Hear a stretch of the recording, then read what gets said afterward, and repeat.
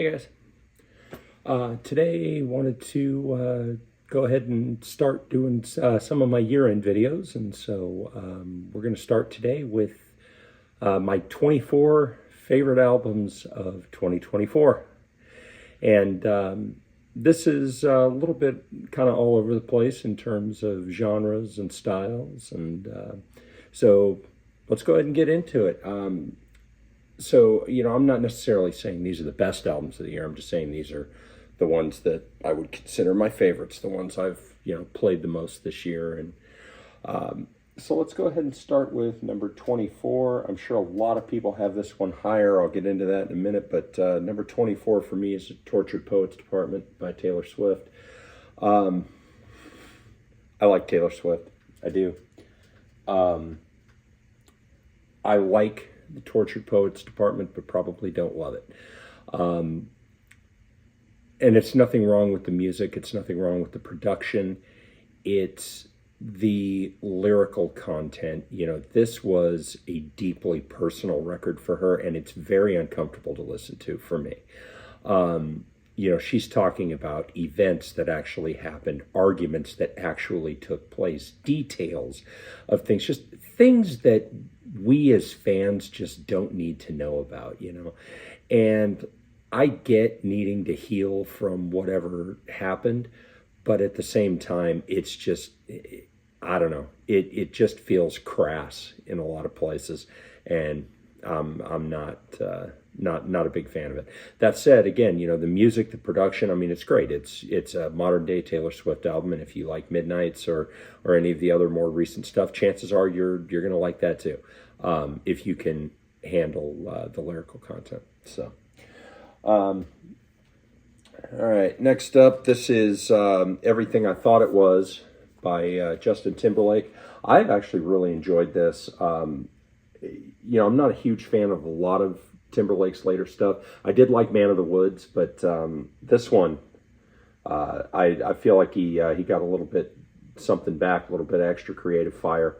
This is really good. All right, number 22. This is Billie Eilish. What's the name of this? Yeah, that's right. Hit Me Hard and Soft. For some reason, I can never remember the exact name of this. Yeah, Hit Me Hard and Soft. This is very different for her. It's not very minimalist. She sings in a much different style, and it works out really well. I was surprised how much I liked this, especially when I heard that it was a pretty good departure from the other stuff that she had done. But man, she nailed it. Very, very good. All right, number 21. Fittingly, we got Clancy by 21 Pilots. I have yet to hear a 21 Pilots record that I didn't enjoy, and Clancy continues that streak. These guys do what they do and do it very, very well. All right, some just great down-home rock and roll, man. And then number 20, I got Collective Souls Here to Eternity. This is a really nice double LP gatefold package. Got photos and stuff in the gatefold. It's got this gold foil stamping. It's just a really, really nice package. And the music's fantastic. I mean, if you like just about anything else from Collective Soul, you're going to like that. I mean, Collective Soul is one of those bands that just understands give the people what they want, right? And, much like AC/DC and other, bands that have been around for a long time, they have their thing, and that's what they do, and they do it really well. And that is just great, good, honest, unpretentious rock and roll, man. Good stuff. All right. So at number 19, this is Loom by Imagine Dragons. Believe it or not, my daughter got me into this. She is like the biggest Imagine Dragons fan ever. And when this album came out earlier this year, needless to say, she was very, very excited. And I was actually surprised how much I liked it too. I mean, I hadn't cared much about Imagine Dragons since the first album with Radioactive and everything else, but this thing, it's great. All right, number 18, we got Saviors by Green Day. This is I would say this is pretty typical for the stuff they've been doing, say probably the last, I don't know, 5, 6, 7 years. If you like the last album, Father of All Motherfuckers, you'll probably like this too. It's just good, solid pop punk. Nothing super groundbreaking on this, but still just good quality listen, top to bottom. If you like pop punk. All right, here's some pop. Number 17. This is In Search of the Antidote by Fletcher. The lyrics are pretty spicy on this one, but that's fine, right? And this is a great production, and great music, great lyrics. Her voice is wonderful, so highly recommend checking this out if you haven't. All right, number 16, we got Moon Music by Coldplay, and this, I was surprised how much I like this, because I actually haven't liked the last couple of Coldplay records as much, but this really worked for me. I think this is their best album since Milo Xyloto, maybe even since Viva La Vida. I mean, it's just that good. So I've been playing this a lot and really enjoy it. So if you're a fan of classic Coldplay, think Rush Your Blood to the Head or Parachutes, X and Y, and those albums, you should check this out. You might be surprised. All right, number 15, we got X's by Cigarettes After Sex. This is just really chill, poppy, kind of, I don't know, dark. It's just really good. And I was a real big fan of the previous album. And so when this one came out, I was pretty excited, and it did not disappoint. All right. Number 14, we got some metal here. Invisible Shield by Judas Priest. I mean, this band's been putting out albums since 1973. And I get the feeling that this may end up being the last Judas Priest album. And if it is, that's totally okay. I think this is this would be a great way to end their recording career. This is just, hard, just kick-ass traditional heavy metal. Rob Halford, singer, still sounds great. So if you like, if you're a fan of 80s and 90s metal, you'll be right at home here. All right, so number 13, we got Happiness Bastards by the Black Crowes. The Black Crowes really got back into their groove with this record. The last couple, they were fine, but nothing really to write home about. But this, they got something back with this. If you're a fan of the classics of theirs, Shake Your Money Maker, Amorica, those albums, there you go. You'll like this.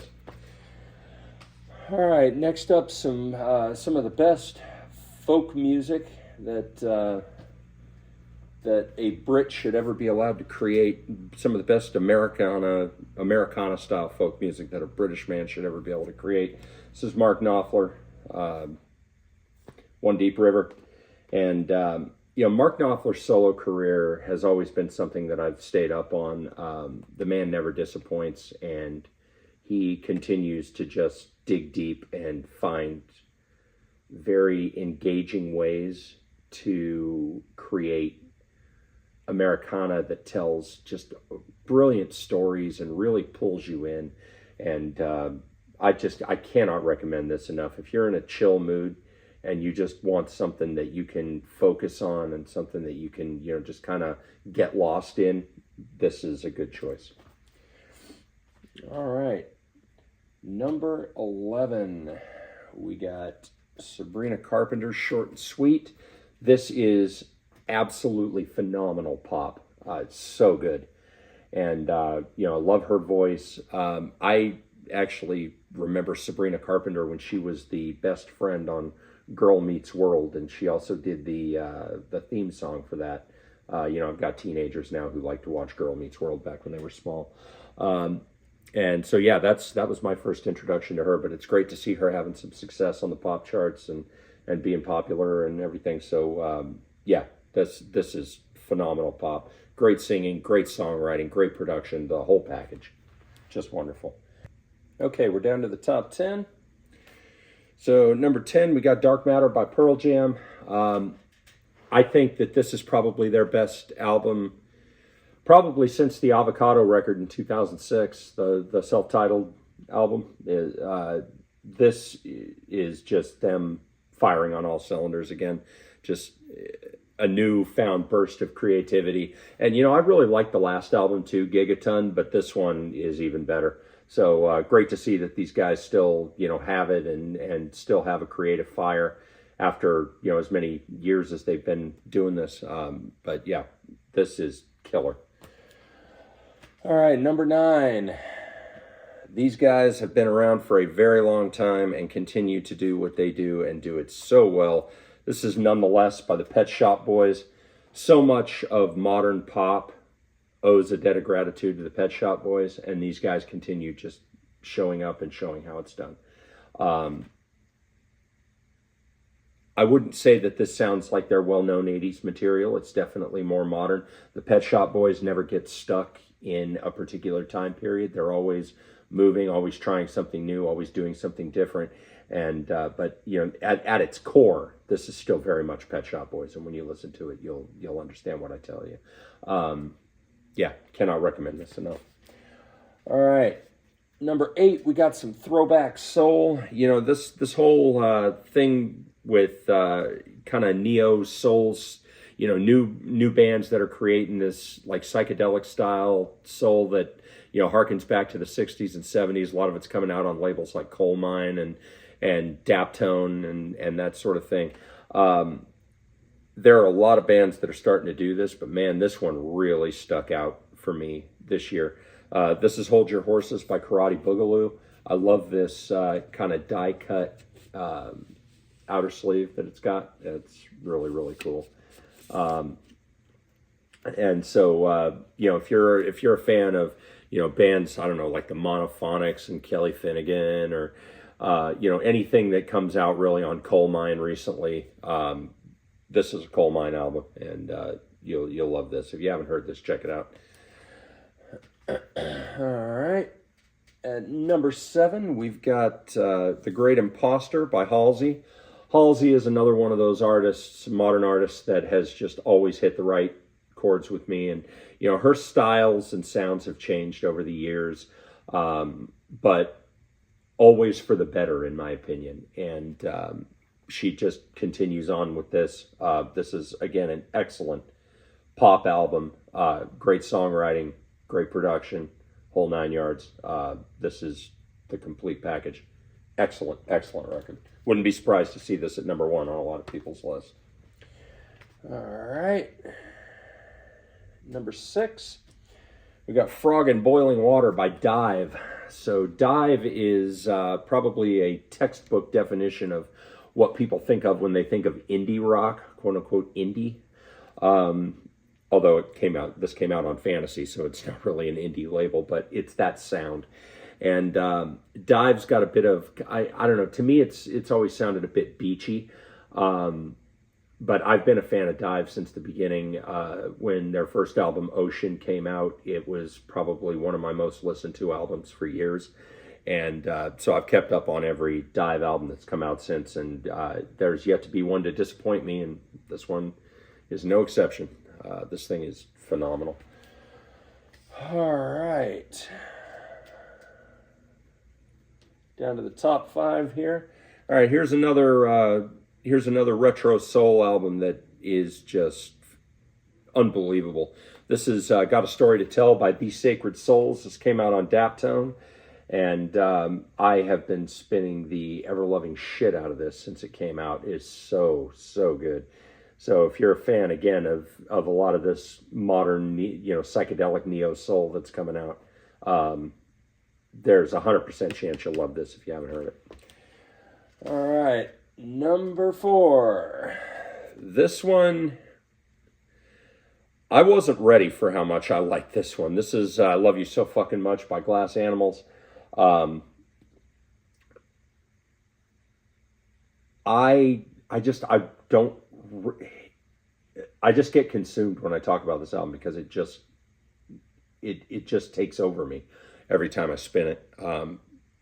It's so good. If you like anything else you've ever heard from Glass Animals, you have to check this out. So good. All right, number 3. Again, this is one I expect to see at number 1 on a lot of people's lists. This is the Songs of a Lost World by The Cure. This was the first Cure album in a very, very long time, and man, was the wait worth it. These guys are back in a big, big way. I think this is The Cure's best album since Blood Flowers, maybe even since Wish. Every track on here is just absolute fire. This record is a perfect 10, really is. I cannot stress enough how good it is. I don't care what era of The Cure you like, you will find something to love on this record. It is just so good. All right, number 2. This is Paradise State of Mind by Foster the People. Foster the People is a band that I've kept up on their discography all the way back to their first album back in 2011, Pumped Up Kicks, and those songs, the songs that they got popular, the songs that they're known for. And the last record that they put out before this was called Sacred Hearts Club in 2017. And that album was, and still is, probably one of my favorite albums of all time. And this picks up right where that album left off. And so they made us wait a while. You know what, it was 7 years, but totally worth the wait. So yeah, if you're a fan of Foster the People and you haven't checked this out yet, you really should. It's really great. And at number 1, my favorite album of the year, this is Ask That God by Empire of the Sun. I don't know how many people will even have this on their favorites of the year list, but holy shit. Empire of the Sun may not be everybody's cup of tea, but I've always loved them. And again, this was a long wait for this album, years and years and years, but totally worth the wait. If you like anything else from Empire of the Sun, you'll probably like this as well. So highly recommended. And that's what I got for you guys. So be curious to know in the comments what some of your favorite albums are for the for the end of the year lists. So let me know what you what you guys are thinking, and I'll catch you guys on the flip side.